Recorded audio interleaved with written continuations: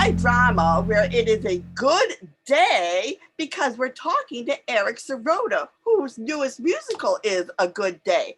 But his past musicals have ranged from a musical on Frankenstein, Your Name on My Lips, Go My Child, and other biblical, and even a musical on Una Sanatoka, which is like the holiest prayer during Kol Nidre. And he's not only a composer and playwright, he's a research physicist. So he is very interesting, and he is renovating a park in Union City, New Jersey. So we have a lot to talk about, so go for it. Just briefly, what is your interest in physics? I study what's called soft condensed matter physics. So it's like this physics of soft materials like waxes, polymers, and things like that, as opposed to solid state physics, which was semiconductors. How did you get into music? Did you start out in physics, or did you start out in musician? I took music composition courses at Brown University. I continued that through my life with different little gaps. In fact, when I started writing my first musical, when I started grad school, my first year in grad school, my mother took me to a play based on Mary Shelley's Frankenstein, 1981, Gillanella play that closed on opening night on Broadway. I saw a preview of it. So I reread the book, the novel, and that story sung in my head as a musical. And I also, I connected to that as a scientist pursuing my PhD far from home and far from a girl I loved, like Victor Frankenstein. The story spoke to me both intellectually and emotionally. And not knowing anything about musical theater, I decided I would write a musical based on it. And I didn't have much time during grad school. When I went home on vacations, I wrote a song here and there. My first draft was finished in 1990.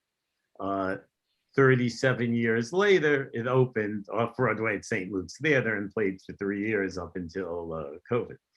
That's wonderful. Do you have collaborators? For the most part, I've had some collaborates with some lyrics, but for the most part, book music and lyrics. Or I would say in the order of music, book, and lyrics as far as what I do. I do have a project where I just wrote the music on, A Day at the White House, with Vin Morreale. We were paired up in 2011 at the West Village Music Theater Festival, which was my first gig in New York. And they thought it would be good for me to just deal with music on my very first project. And so I wrote music for 3 songs for a 15-minute show. Even though they're all different subjects and they seem wildly different, all your musicals, I noticed that a lot of them have to do with love, different kinds of love. So the ones that I wrote myself, that was, writing a slapstick comedy, that's not, I wrote the music for that. But the emotional part of those musicals, I mean, because it is musicals, then it has to be very emotionally driven. It's not plays would be more intellectually driven. Musicals much more emotionally. And in fact, because I came from it from the music standpoint, when I started writing Frankenstein, I knew nothing about lyric writing. I thought I could tell the entire story with music because my background came sort of from opera. I listened to opera, I loved opera, I understood opera, even though I didn't understand any words that were spoken in any of those languages. But I know that music can stir the soul and is a universal language. But when you find the words to join the music as equal partners in service to the story, then nothing is more creatively fulfilling. And it just took me a few decades to learn how to do that. So my musicals, I think, are like that. And as someone told me, you should write, stories or write musicals that only you could write. And I think the 4 that I've written for various reasons, only I could have written that because they're so personal. Personal stories, personal. They're about other people, but they're very personal. And so these are the stories that I feel only I could write. Scientific research played into any of the other musicals other than Frankenstein? Well, that's really interesting. I haven't. So in Frankenstein, my Frankenstein is not as much about science. It's about the human need for love and companionship. That's how I'm telling the story. I'm not telling the story as science gone bad or be afraid of science. There are scientific messages in there, but they're mostly about like what was Victor Frankenstein's flaw. It wasn't hubris. It wasn't any of those things. It was basically the lack of mentorship, collaboration, and peer review. Because in science, you need peer review. Mentorship is very important, and collaboration is very important.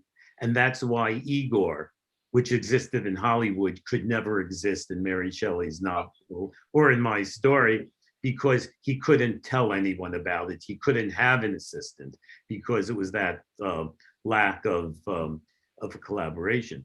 So your Name on My Lips is a romance about following one's passion and obsession, with obsession and commitment. And it's a self-taught painter who struggles to get into an art institute while fighting to hold on to the love of his life as the materialistic world tugs at him. So in that story, she goes away to college, and I have a college band, a fraternity band, which is functioning as a Greek chorus, like fraternity Greek. Oh, Great. And they're a science fraternity, and they sing 3 songs, which are science double entendres about the story. So one is Magnetic Moment, which, Magnetic Moment is a scientific thing, but obviously Magnetic Moment have some other connotations. Joules, Joules, Right. is a unit for energy and heat, and JEWLES. And that is another song. And then Gravity is Pulling Me Down. And those are 3 science songs that are in that show. But I haven't chosen any themes like I'm going to write, bio about a scientist. That hasn't happened yet. In fact, it became the backstory. It became the prequel for my latest musical. oh. Musical on Alzheimer, and you wouldn't think a sad subject would lend itself to a musical. So tell us now, because this people can actually see July 24th at Union in New Jersey. In Union City. It's not the way we're going to be doing songs from it. And so my father had Alzheimer's. And in his last years, the only way to reach him was singing songs he knew earlier in life. And I decided I wanted to write a musical touching on the power of music to rekindle memory and awaken the mind. But that's merely an idea. That's not a plot or character. So how do I, what is the musical going to be? And then I had it sort of came to me. Actually, it came to me when I made a condolence call to a friend who lost her mother to Alzheimer's and had played the cello. And even when everything was gone, she described to me how her mother if she heard cello music being played, things she had played in the past, her cello, she would like fake hold it, but it wasn't like air cello, like you're just doing this. I mean, it was like with perfect form, as though she was there, she was brought back to that. And she told me that. And then driving home, I knew what my story would be, because I had created characters in Your Name on My Lips that go their way at the age of 20. So that story ends with an ending where those main characters actually go their separate ways at the age of 20. And she had played the cello and given it up, as well as given up the character Sam and moved on with her life. So I had these characters, I had this backstory. And so then I said, well, what? I knew, I believed those characters just went their separate ways. And then, 50 years later, she has Alzheimer's. He's now a widow from a 50-year marriage. And and then I had the backstory, I had the characters, and I wrote the story, which is self-contained, so it's not like a sequel. You need to know the first story. The other one serves as a prequel. So, and it has a happy, an uplifting ending. A good day ends on Mother's Day, which turns out to be a good day. Yeah, I mean, my description is: a widowed artist finds himself brought into the life of his childhood girlfriend, his first love, his muse, who spurned him over 50 years ago and who now has Alzheimer's. And so it's a music, memory, an old flame, and Alzheimer's. You just hope for a good day. And the whole point is there is no cure, and the best that's hoped for are more good days than bad. But the show's ending ends on what turns out to be a good day. When you mentioned Frankenstein, I just kind of thought that Mary Shelley, we all have a little monster in ourselves. So maybe Mary Shelley is trying to find that monster, We look at Frankenstein very differently now than they looked at it when it was written. I recently watched a couple of things having to do with the writing of it, and it was considered a very important book, a book of a new age, of moving into a new time and this sort of thing. Now we just look at it as a horror story, but back then it was considered much more important. It was the first of a science fiction. It's considered one of the early science fiction genres. Thank you so much for visiting. I'm afraid we do have to move on, but this has certainly been interesting, and you're very prolific. This is 5. Do you have any plans for another show soon? Or another? Well, developing. I mean, right now we're spending the time developing a good day because it's in its earlier stages. We're filming Frankenstein this summer to get to the schools, because almost every school high schools read Frankenstein in their classes, and so having them have the musical, and not just the ones that come to field trips. We actually had at the Park Theater booked 2,000 students to come to performances last spring of Frankenstein in the Park Theater in Union City, New Jersey. And we opened the theater on March 6th last year. Well, by the end of the week, the world shut down. So all those things went away. And that was just northern New Jersey people coming to these performances. We can get it to everywhere in the English-speaking world who reads Mary Shelley. So we're going to be doing that. Are you centered in New Jersey now? Yes, I live in Flemington, New Jersey. Flemington. Okay. And I hope to work on another new show, but right now there's so many things here. And like a good day, I wrote when I got to attend the residency in France 2 years ago. Well, thank you so much, Mr. Sirota. Really, it's absolutely wonderful to have you. So now it's time for the review portion of the evening or afternoon or whatever, whenever you're watching this. Okay. Shall we start, Mark, with House of the Dusk, because we both saw that. This was actually a live theater that we saw. We got to sit in these really comfy chairs. There was only room for 6 of us. And then there were we were surrounded by these video clips. And there were no live performers. The live part was the audience, the 6 of us, or 3 the night I went, who were watching. But it's like being surrounded by phantoms, and a story about addiction and trauma and attempted recovery. Yeah, Gabriel Torres put it together. It's called House of Dusk, Haus. It's a very reflective piece ruminating on love, drugs, abuse, family, and death. My favorite line was, "How much love do you need to survive?" is one of the queries. This was profound, but such a simple statement. If you feel like you're not getting enough love, is a perfect excuse to turn to drugs, abuse someone, kill yourself, run away from home. So what we have done is we have entered the world of the abysm, inhabited by the poets who have died and are performing their last creations as a last rite. Presiding over these lost, tormented souls is a fertile earth mother. It isn't important whether you can catch everything they say or even understand it. The important thing, we are told, is just to feel. And this is easy to do in those comfy, soft, cushiony chairs, soft, velvety carpet. And if you feel the sides, you can feel them vibrate as people talk. And Mark saw it too. Yeah, and again, it seemed very autobiographical to me because it was all related to different parts of his own experience. And the phantoms were different aspects of himself.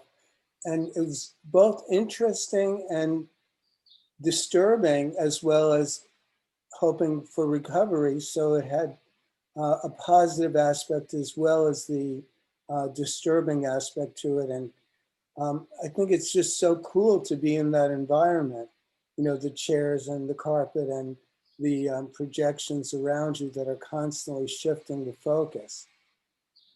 So we both liked it quite a bit. Yeah, and there was this cool bit about the wolf. I liked the actor who talked about the wolf. He almost looked like one with his long hair and dramatic face. What kind of face would you give it? Happy face Happy minus. face minus. We Happy both face felt the minus. same. Irish Rep, who we just love, they just do such fabulous work, is now doing something called Ghosting, which is about a woman moving from Ireland to London.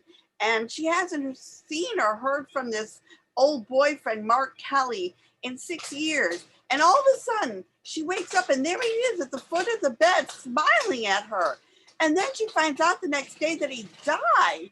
And so she goes home to Ireland for the funeral, and she learns all sorts of things, and she's sort of ghosting her father. We don't know why she's mad at her father, but it's a very good title because it's ghosting. It has so many aspects. It's maybe only an hour long, but it packs a powerful punch. And I would give that a total happy face. Bina, I think you want to give us a little one-page play. Yeah, okay. It's called a play. It's 2 characters, and I'm not going to mention their names or anything. I'll just read. Play. Yes, it's always a play. Why not? Oh, face reality. Life is not a play. What is life then? Reality. Face reality. I am facing it. I'm facing you. You are so real. Stop kidding and face reality and listen. You know, people always order me around. You ask them to. I will ask you to stop ordering me around then. Ask me. I will. When? Oh, in a bit. Ask me. I will, I said. When? I said in a bit. Listen to me. I am listening. Trust me, I have been listening to you for a very long time. You have been. Oh, you have been? That's a surprise.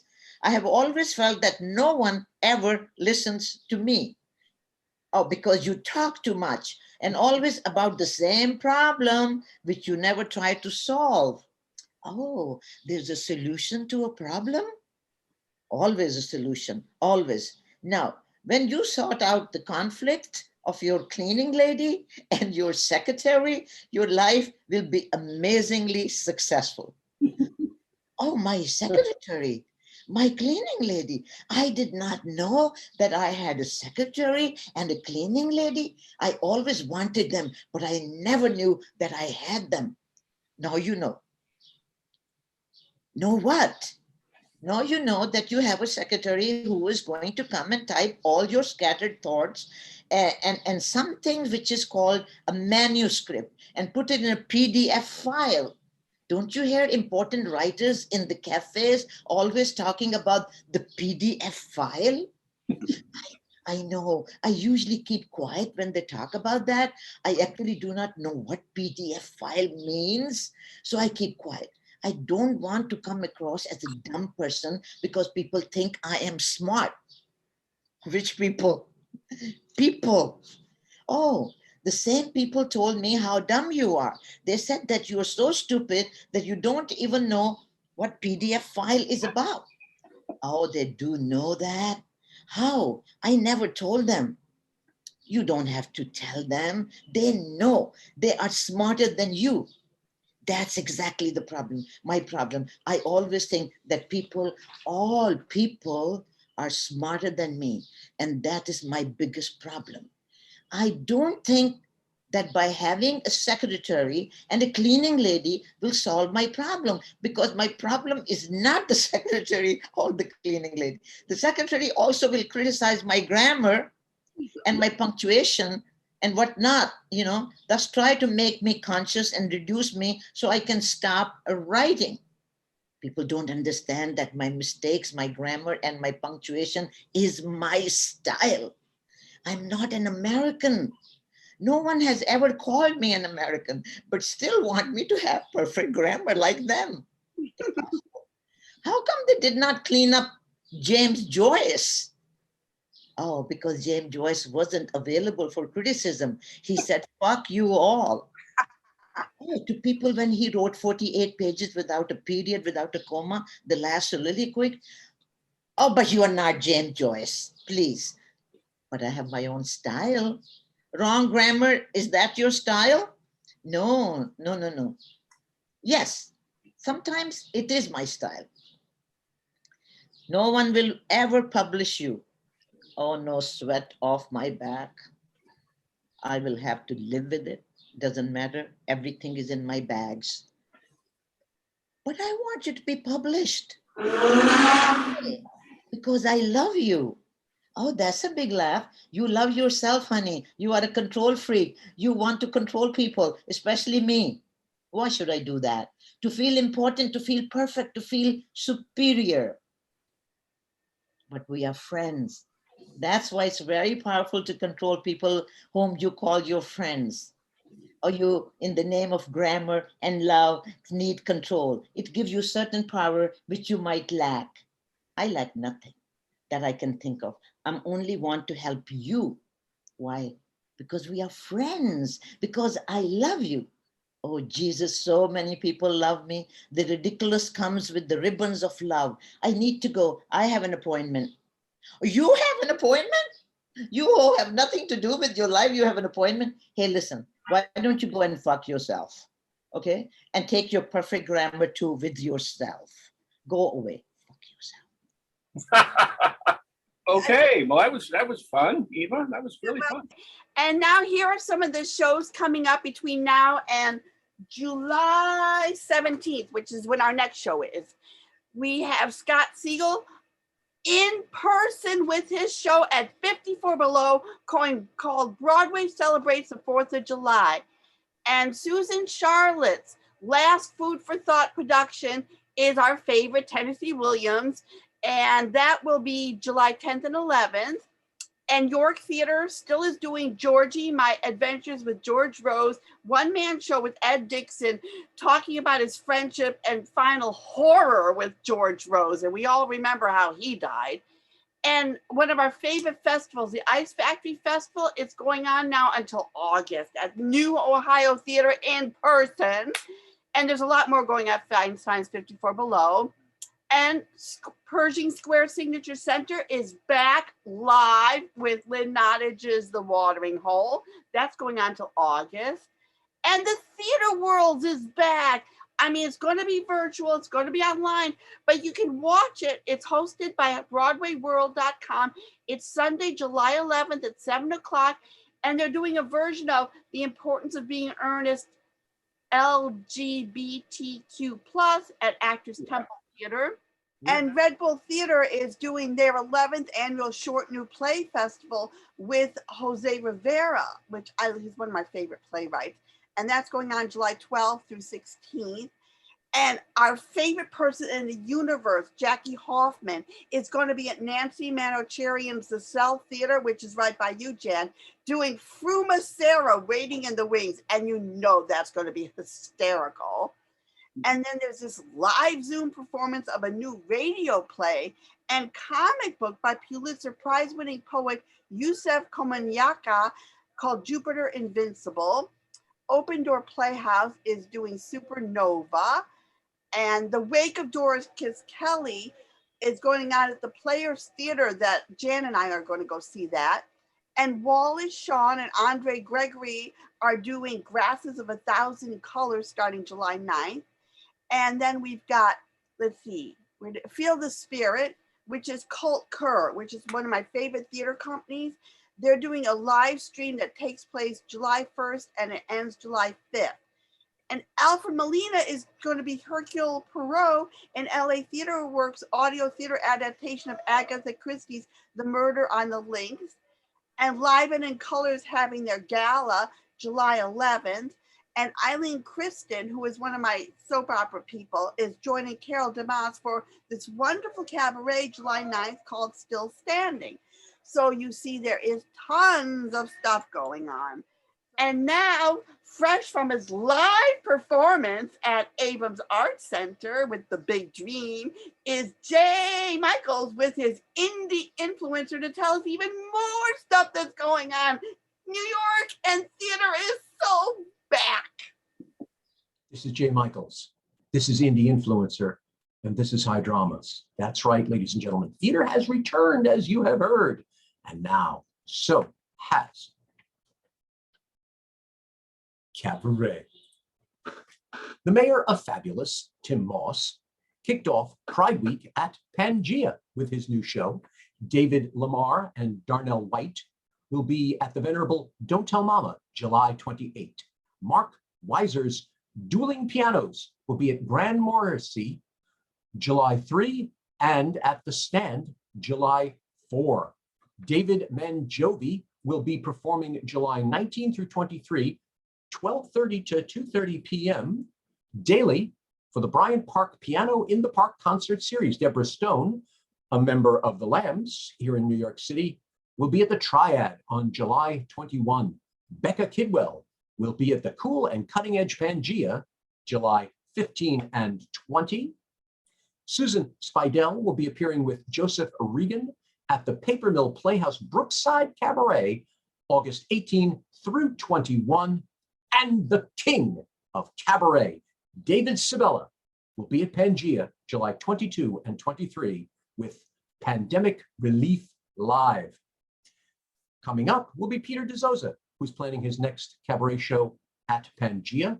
Artemisia LeFay is currently looking for venues for her fascinating show, Ghosts of Weimar Past, a love letter to the performers and musicians of Berlin, 1920s to 1940s. And Mary Elizabeth Macari is putting the finishing touches on her latest addition to the Lady in Black series, The Lady Backstage, about her years on Broadway. And by the way, Camp Morning Wood has extended its run through the summer. Didn't see the show? Want to see it again? Now's your chance. We said Auf Wiedersehen to the theater and to cabaret 15 months ago. And now, what do we get to say? Willkommen, bienvenue, welcome back. This is Jay Michaels. This is Indie Influencer. And this is High Drama. Bye. Bye. See you. Thank you for having me. This is Thank you, fun. Eric, and everybody. Great, thanks. This was Good night, great. everybody. Take care. Bye. Bye.